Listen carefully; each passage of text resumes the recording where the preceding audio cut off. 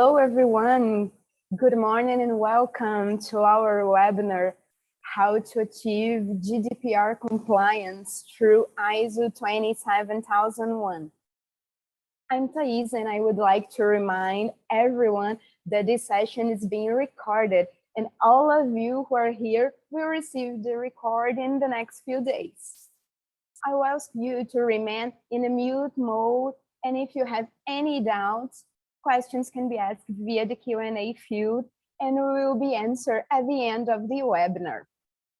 In the webinar today, we will talk about risk assessment process that should be built by companies, an overview of requirements of GDPR and ISO 27001.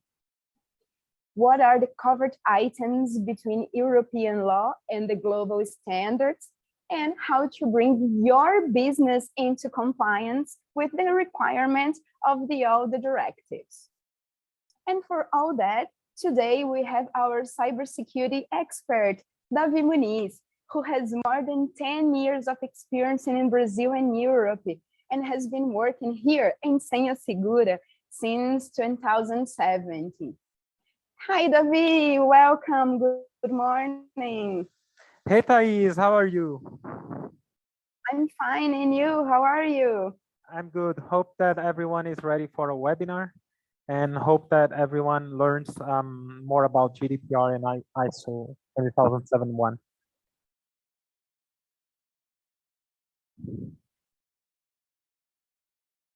Can I start now? So welcome, everyone. Thank you again, Thais, and thank you everybody for joining our webinar. I encourage you to send your questions through the Q&A and also to bring more information on how GDPR is implemented in your company. Have you already, do you need to comply with GDPR? Do you have you already started the assessment?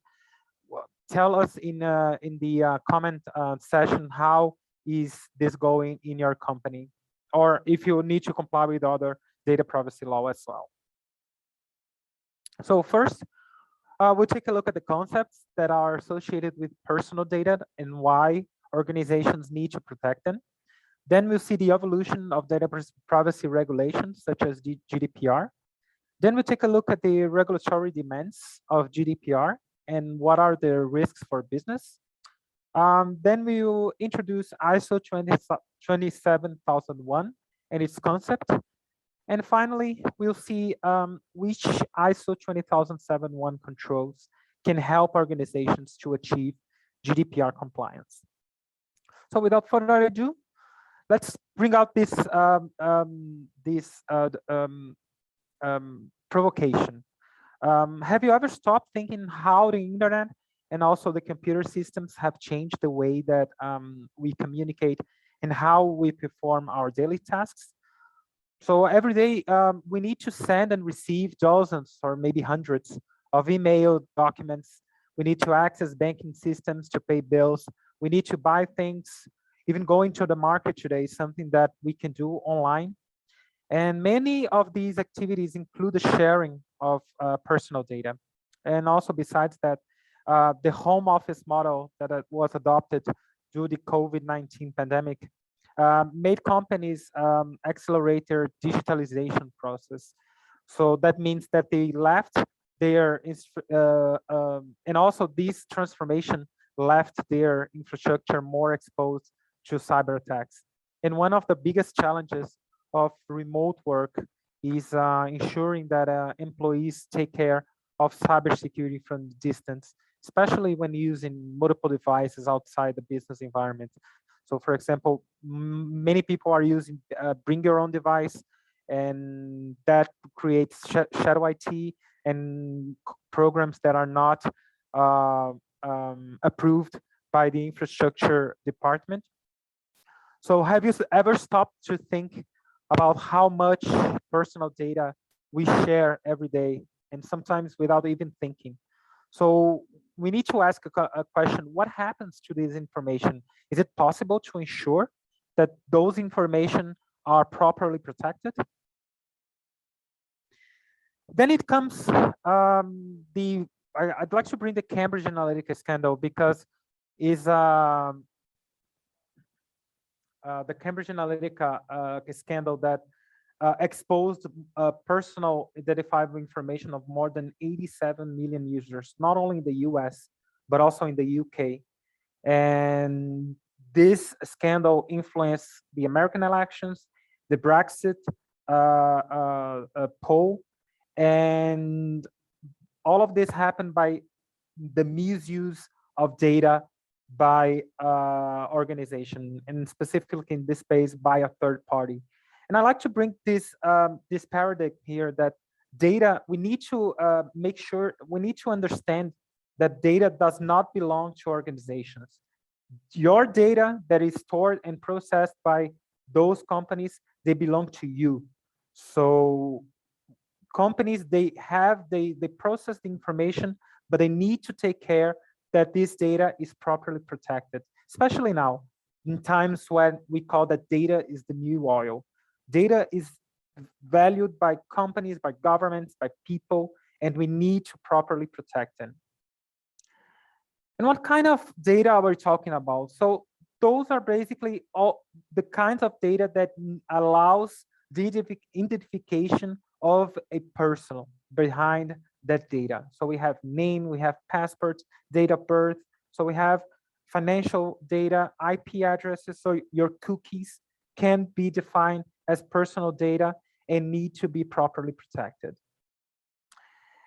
And besides that, we're living in what we call the privacy area. So we have new regulations that are being implemented by lots of countries in Brazil, in Europe, in Asia, in all over the continents. There are governments implementing a data privacy regulation. As of 2021, we finished last year with almost 3 billion individuals with access to consumer private rights across 50 countries. And the coming years are expected to see an increase in modern privacy and data protection regulation. To give us an idea of how this will affect us in the world, Gartner says that by 2023, 75% of the world's population will have its personal data covered under those modern privacy regulation. And it's important because, and also governments have recognized the importance of protecting data and protecting data privacy as well. So in Europe, data privacy, data protection and privacy is considered a fundamental right. Here in Brazil as well, and in several other countries, governments recognize that data needs to be properly protected. And these are news of a cyber attack that took place in Ireland and affected the health service executive that provides public health and social care services to everyone that lives in Ireland. So according to the news, HSC, they will start notifying the people that was compromised, that were affected by the cyber attack that happened last year. And an independent post-incident assessment of month-long network outage in Ireland's HSC over the summer revealed that the ransomware attack and data exploitation incident had far greater and more protected impact than they initially expected. So these are the history of data privacy legislation. So data protection is not something new. This is something that comes since the 40s. So when the Universal Declaration of Human Rights was first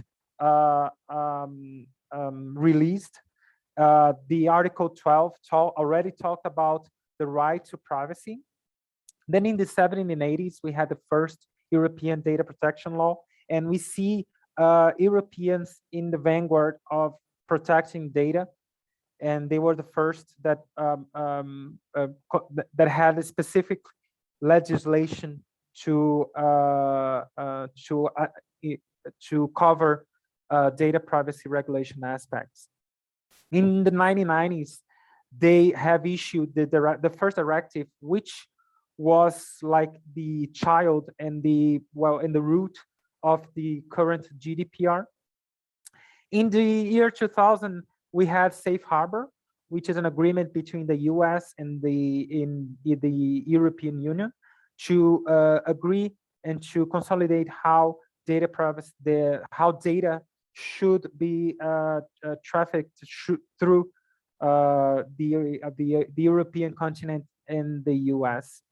And finally, in 2018, we had GDPR, which was the European tailored data privacy regulation. And GDPR has introduced new requirements that need to be addressed by the organization. So companies had 2 years until 2018, when GDPR was enforced by the EU. And what are the regulatory requirements that are covered by GDPR? So the first one is I'm not going into details on all of these requirements, but just to give you an idea of what the legislation covered. So the first one, according to the GDPR, processing means any operation or a set of operations that is performed on personal data or on a set of personal data. That can mean, for example, collecting, recording data, structuring data, storage, adaptation, alteration, retrieval, the use, disclosure, transmission. So all of these is considered operations with operation on how companies process personal data. Then we have the lawfulness of processing, which means which are the situations that companies can process this personal data. So that can be the consent of the user, or a legal requirement, for example, a public interest. So those are a few of the situations where companies can process data, personal data. Then we have the data controller and processor. So we have those that they uses the data for the purposes that I've mentioned before, and we have the operator, the processor. So the processor they perform they process the data in behalf of the controller. So let's say, for example, that we are a company and we have a marketing team from an agency that collects and that processes data, personal data. So in this case, the company is the controller and the marketing agency is the processor. And they, of course, they can be an organization can be both of them. Then we have the territorial scope that that relates not only with the place where data is processed, but also it involves European nationals. We have the actions that can be taken in case of security incidents.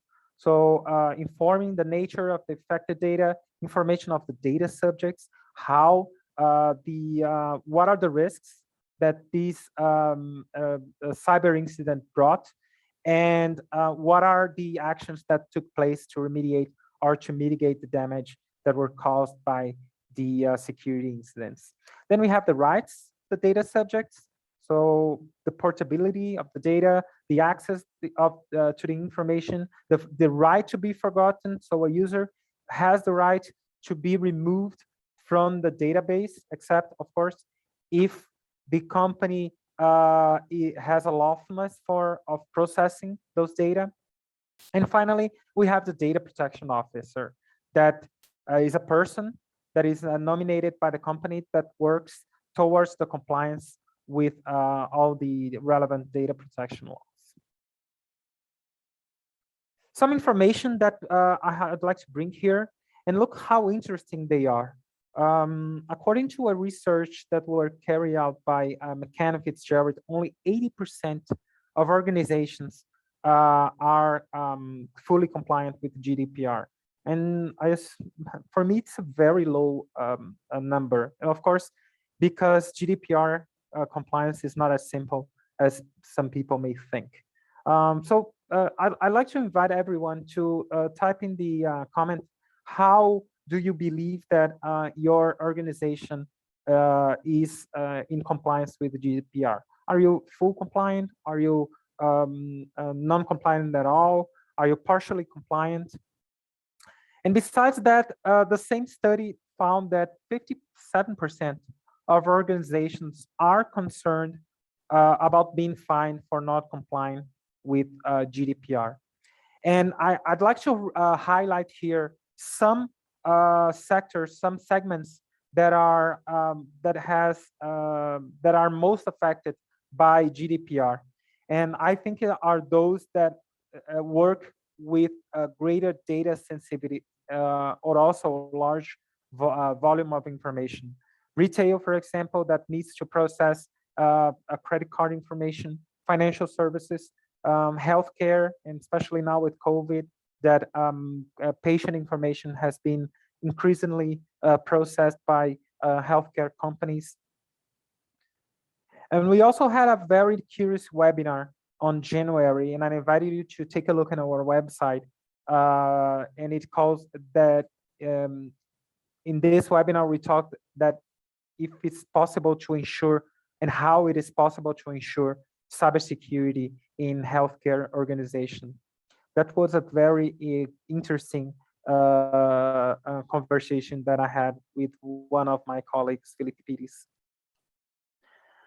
Well, last year in the US, the number of records we can see here were reportedly exposed, that it declined a little bit. However, the total number of reported data breaches increased. So that's what says the Identity Theft Resource Center. And also this trend is very similar when we refer to a global view of data breaches. We see fewer records being exposed, but more organization overall reporting that they've been breached. And I think this demonstrates that organizations are vulnerable to hacker attacks and data breaches, which also makes them susceptible to GDPR penalties, especially, of course, if they process data from European residents. And what are the penalties that GDPR brings for organizations? And I'd like to just highlight the second one, which I think is where companies concerned the most. If they have a financial penalty, I think it's more tangible to convince C-level and the management that the organization needs to address cybersecurity aspects.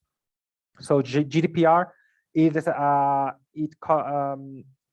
brings a maximum of 20 million euro or 40% of the global turnover for any infringements in the European data privacy laws. And what are the risks for organizations? So European authorities have already issued more than €1 billion under the General Data Privacy Regulation since the January 2021. And this survey that spanned 27 European Union members found that there was a 7-fold increase in fines in 2021. And the largest of those fines was issued to Amazon, that probably will have to pay more than 700 million euro. We need to remind, for example, that British Airways, that was previously one of the record penalties by the European law, they had its fine reduced to just 20 million euro. So let's see what will happen to Amazon. And of course, the losses aren't just financial. According to a McAfee survey, 92% of companies have experienced damages other than monetary losses. And these losses, they include reduced efficiency and outage, higher operational costs for incident response and damage to reputation and image. And nowadays, more and more people have considered trust as an aspect when relating to companies. And in times of digital transformation, like I said before, and greater competition in the market, I think this makes all the difference when people choose who to make business with. I don't know about you, but I don't want my data and then I don't want my image to be associated with companies that don't properly take care of my data. So GDPR has cost businesses 80% of the profits. And according to a study by Oxford Martin School, and I usually say that cybersecurity risks are increasingly associated with business risks. How about small and medium enterprises? You may say, okay, David, I work in a big, I have a small company. I just have 3, 4 employees. I don't need to care about cybersecurity. Yes, you do. Because small and medium enterprises have been a favorite target of cyber criminals. And especially because they don't have a high cybersecurity budget. And sometimes they even don't have a cybersecurity team. So cyber criminals, they prefer to attack more small organizations than just concentrate in one large organizations, especially because this large company probably has already a cybersecurity team and has already cybersecurity solution. So it's more difficult to breach into those companies. And I'd like to bring some numbers here. According to a ECI study, 90% of small and medium businesses have suffered a cyber attacks and they had some kind of business impact. 48% of those have stopped trading for at least a day, 35% for a week. So can you imagine the impact that this has for revenues, for example? 1 week without any revenue because you cannot operate because of a ransomware or because of a data breach, because your data has been deleted, for example. And I'd like to close with this number. 60% of small companies close. Hey, they have to terminate their business within 6 months of being hacked. So do you still need the data protection? It's not for you. Data protection and cybersecurity is for everyone. And how to achieve compliance with GDPR? So to be compliant with GDPR, it involves the following aspects. First, it involves people, then processes, which means policies, processes, and procedures, and tools, or technology, as we'd like to say. And of those three, I think, in my opinion, that the most difficult to address are the processes and the people. And that's why I usually say that it's useless to implement the state-of-the-art in technology and in cybersecurity solutions if business processes are not well defined and people do not have the adequate cyber awareness, including those in the management level. So we usually say that some people might think that we don't have to worry about only have to worry about the operational level, but malicious actors, they favorite target in organizations are C-levels, usually because they have more access, they have more privileges than other employees. So addressing the technology aspect without working on the others can result in greater cybersecurity risks. In addition to, of course, budget's impact, which can affect business continuity. My recommendation in this case, first, establish the processes, increase cyber awareness, and then you can think about acquiring a solution to properly manage cybersecurity risks that have been defined during the processes, in the processes part of achieving compliance with GDPR. So in this case, we can achieve compliance, which means a better structure of controls and cybersecurity risks, and also achieve business continuity. Okay, now that we cover the European legislation, so let's go in practice, how we can ensure compliance with GDPR. One way to ensure this management of information and its security is the use of standards by the organizations to ensure that all steps are taken to achieve the effective management. So we have a NIST, for example, NIST controls, CIS controls. We have several legislation that have been passed to help leaders to address cybersecurity. And one of the best known and most used standards is ISO 27001, which we present in this webinar. ISO 27001 is an information security management standard that has been published by ISO in partnership with IEC. The latest version of the standard was published in 2013, and it's officially known as ISO ISC 20071 2013. Information technology, security techniques, information security management systems requirements.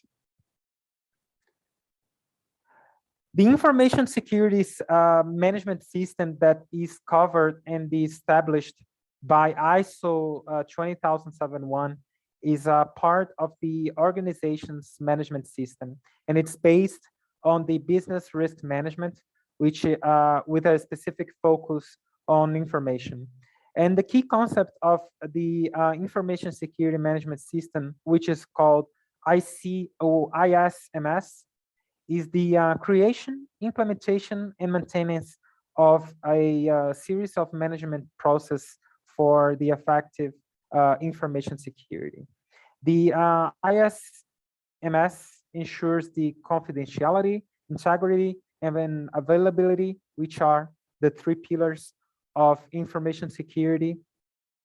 And those pillars are aligned with policies, goals, processes, and also with procedures. And for the ISMS to remain effective and efficient over the long term, it needs to be regularly assessed and reviewed. And that is the aim of the cycle, the Pdca cycle that is represented here in the screen.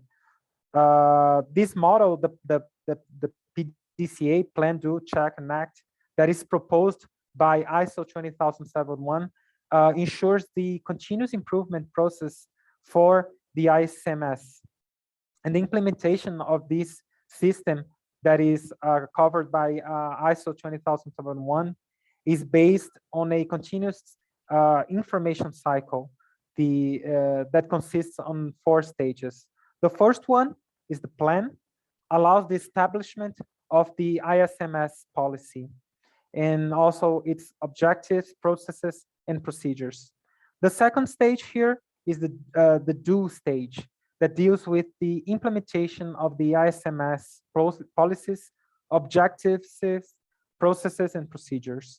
The third stage here is the check stage that aims to evaluate and measure the ISMS performance. And the last one, we need to, comprises the possibility of corrective actions that needs to be implemented by the information security team according to the other stages, to the check stages and to the previous stages as well.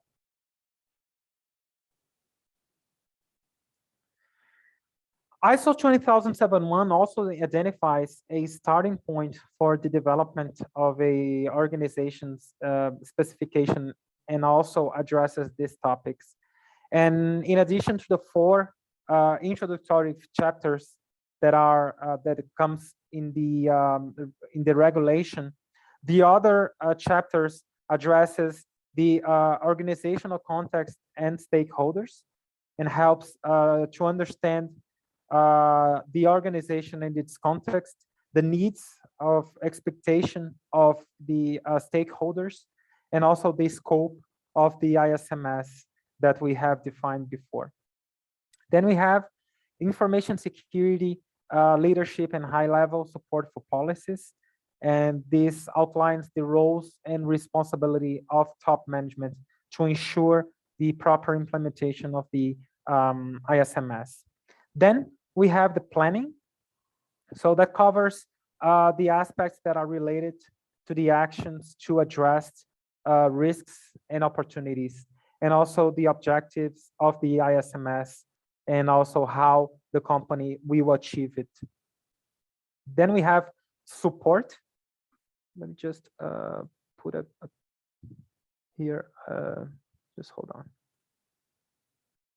Let me just put here, that will help. I'll put a pointing laser here. So then we have the support, and this deals with aspects such, for example, resources, the competences, the awareness, communication, and also documentation. Then we have the operational.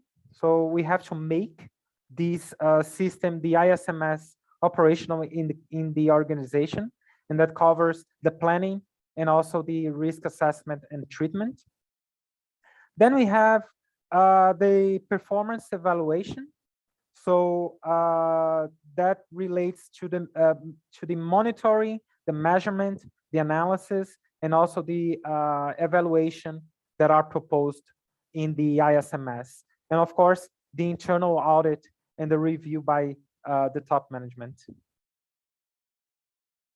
Then we have finally the corrective actions. So in this case, ISO 20001 proposes a process of continuous improvement, which includes the detection of non-compliances and their respective corrective actions.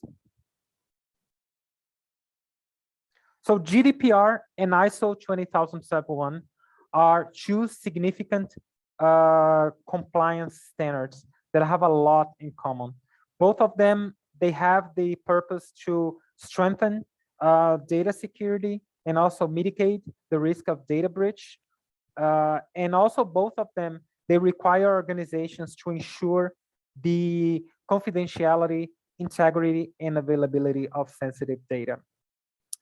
There are many areas where ISO 20001 and GDPR overlap, and most of them are related to information security. ISO 20001, for example, specifies similar rules for data protection as those that are outlined in Articles 5, for example, 24, 25, 28, 30, 32. All of those GDPR chapters have the equivalent controls in ISO 20001 to help organizations. And of course, GDPR, they don't tell you how to do, they just tell what we have to achieve. But ISO 20001 is a guidance that helps company to implement the ISMS and to ensure that personal data is properly protected. And I would like to bring a few points that match in both standards. So just to give a starting point of companies on what they need to address to be compliant with the European data privacy law. The first one is the Article 5 of GDPR that specifies general principles for data processing, such as protection against what they call unauthorized or unlawful processing, accidental loss, destruction, or damage. And more detailed guidelines are given in Article 32 of GDPR that specifies that organizations are required to implement and also to maintain the technical and organization measure to ensure data security. And those measures can be, for example, the encryption of data, the resilience of processing systems, systems and services, the ability to restore the availability of personal data, and many others. And similarly, multiple controls in ISO 20001 are aimed at helping organizations to ensure data confidentiality, availability, and integrity. We can start from clause 4, that in the standard requires organizations to identify internal and external issues that might impact their security programs. We have clause 6 that requires the information security team to determine their IT security objectives and also to create a security program that will help them to achieve those goals. And finally, clause 8 sets standards for the continued maintenance of the security program and also requires organizations to document their security program to demonstrate compliance with the standard. The second one is data protection impact assessment. So both ISO 20001 and GDPR require a risk-based approach to data security. Article 35 of GDPR requires company to perform data protection impact assessment and also to assess and identify risks to individual. And this risk assessment that is comprised by GDPR is mandatory because, especially because undertaking high-risk processing, such as, for example, systematic monitoring of extremely sensitive data, like, for example, healthcare information, is very highly risky for organizations. And also, ISO 20001 advises organizations to conduct a risk assessment to identify threats and vulnerabilities that might affect their assets, and also to select the appropriate information security measures based on the results of that risk assessment.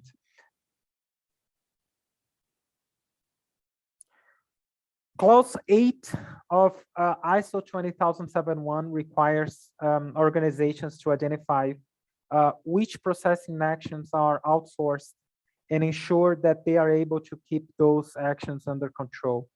Clause 8515, for example, provides specific guidance on the supplier relationships and requires organizations to monitor and review supplier service delivery. And this is I think this is very important, especially because it's also useless to protect our environment, to protect the organization, if your third party do not take the proper actions in their environments to make sure that data is properly protected. And we have several incidents that are related to third parties. We have SolarWinds, for example. We have the data breach that came from Edward Snowden, for example. He was a third party, and he was an internal threat at CIA. And similar issues are covered in Article 28 of GDPR that requires data controllers to secure contractual terms and assurance from processor, which they called a data processing agreement. So it's very important to be concerned about third parties and what third parties perform, what actions those third parties perform in your environment. According to Articles 34, and that is not only on 33, 34 also brings that concept. Companies need to notify the authorities within 72 hours after the discovery of a data breach of personal data. And the subjects, the people that have been affected by the data breach, they also need to be notified without undue delay, but only if the data poses high risks to data subjects' rights and freedom. Clause A16 of ISO 20001, this clause addresses information security incident management controls. This in the ISO regulation, it doesn't specify an exact time frame for data breach notification, but it does say that organizations have to report security incidents promptly, and also they need to communicate these events in a manner that enables timely corrective actions to be taken.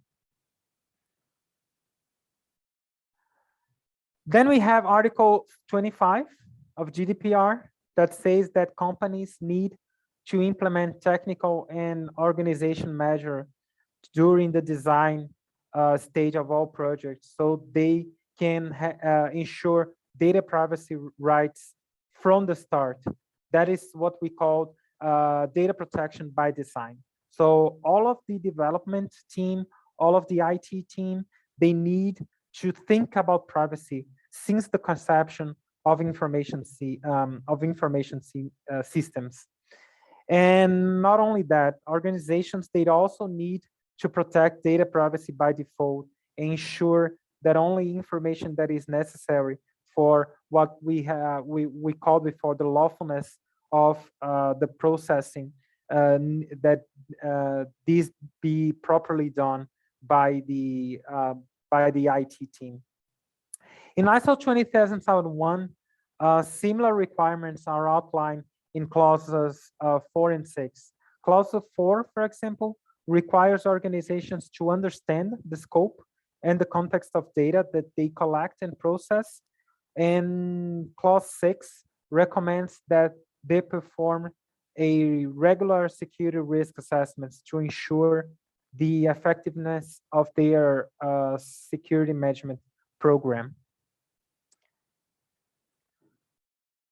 Then we have Article 30, which is the last one that I like to bring here. So Article 30 of GDPR requires organizations to maintain records of their processing activities, including the categories of data, the purpose of processing, and a general description of the relevant technical and organizational security measures. And similarly, ISO 20001 says that organization must document their security processes as well as the result of their security risk assessment and risk treatment. So we can see here that those regulations, they talk about a lot about the ISMS and also the risk assessment, which is the baseline of ensuring data protection in organizations.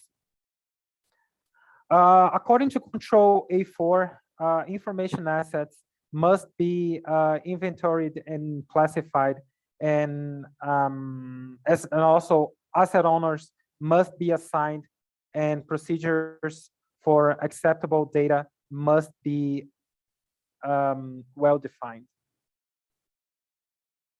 So to sum it up, so we brought here all the controls that need to be implemented, some of the controls that need to be implemented of ISO 20001 to ensure GDPR compliance. So to sum all of the information that I brought here before, and I'd like to take the last minutes of our webinar to encourage you to bring up how ISO 20, if your company uses ISO 20001, if your company uses other frameworks, other regulation, if you use NIST, if you use syscontrols, if you don't use anything at all, if just bring up this information so we can understand better how this is implemented in your organization. So we've seen during the webinar that the process of digital transformation is irreversible, and also that the COVID pandemic has accelerated this movement even further. We have also seen that personal data protection is a right of every citizen, and governments are creating specific legislation to ensure this protection. So we have GDPR in Europe, we have CCPA in California, that is in the US. The US still don't have a specific federal data protection law, but this is a conversation that has been going on. It is impossible to guarantee data protection without implementing cybersecurity, and implementing ISO 20001 controls is an effective way to achieve GDPR compliance. By implementing the controls that are comprised by ISO, we can avoid millionary sanction, and we can ensure business continuity.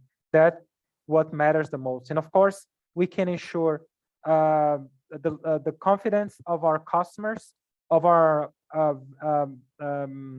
vendors, of our partners, of our employees. So we also need to ensure to make accountant for employees that we store many data from them, and with this we can ensure they don't lose trust in our organization. And with this, I finish the webinar. So I hand over to you, Thais. If the audience has any questions, has talked any significant aspect or point that we addressed here in the webinar. So I hand over the word to you. Hi, David. Thank you so much for the amazing content. And yes, we got some questions. The first one you already answered, that was, I assume that if you implement ISO 27001, I can ensure compliance with the GDPR, right? This one you already asked now. You already answered that. Yes, I think it's not, well, if, of course, you implement ISO 27001, we can mitigate the risks that are covered by GDPR. And of course, we can, if we implement that, of course, we can have different levels of implementation. But if we implement ISO, we can ensure that if not all, but most of GDPR aspects are properly covered in our organization, are properly addressed, sorry. Yeah, and we have another question that is about zero trust. That is, how zero trust models affect the controls interested by the ISO 27001? Well, that's an interesting point. Well, we have seen what we called before the trust but verified models. We have the security perimeter in the organizations, and especially now with cloud and with remote work, this perimeter does not exist anymore. So every device, every user, every asset needs to be constantly verified. And there are some cybersecurity solutions that needs to be implemented to ensure the implementation of zero trust. Because, well, I think a lot of this involves automation. So to take out the burden from the information security team, I think, of course, it's important to have the technology, but we also need the people in this aspect. So automation is important, information security is important, and we're leaving a lack of cybersecurity personnel. It is not only in Brazil, it is not only in Europe. I think it's something that it is all over the world, and we need cybersecurity solutions to help us to implement zero trust and also to ensure cybersecurity, especially because threats are increasing. Cybersecurity attackers, malicious attackers are getting more sophisticated, and to have just manual controls and just have manual tasks to help to ensure cybersecurity is, I think it's impossible. It's personally impossible to do that. We need to implement cybersecurity solutions to properly address zero trust aspects and cybersecurity aspects. That's my opinion.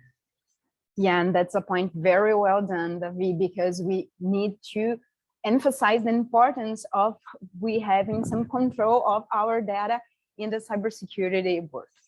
Thank you very much, David. Once again, I would like to thank you, David, for the amazing content. And I would like to thank all of you for being present here and for all your time today. And it's great to know that more and more people and companies are concerned about cybersecurity. And we here at Senha Segura, I would like to take this opportunity to present to you in firsthand our Fraud Prevention Month campaign. I leave it in our page where you can register, and in addition to have full access to our rich content, you can also win a gift card worth $1,000, $100,000. For us here in Senha Segura, it's very important to take the Fraud Prevention Month campaign. Once again, I have already signed up. Yeah, me too. Hopefully I will win. Fingers crossed, David, for us. Once again, thank you all for being here and see you the next webinar. Bye-bye, guys. See you. Bye.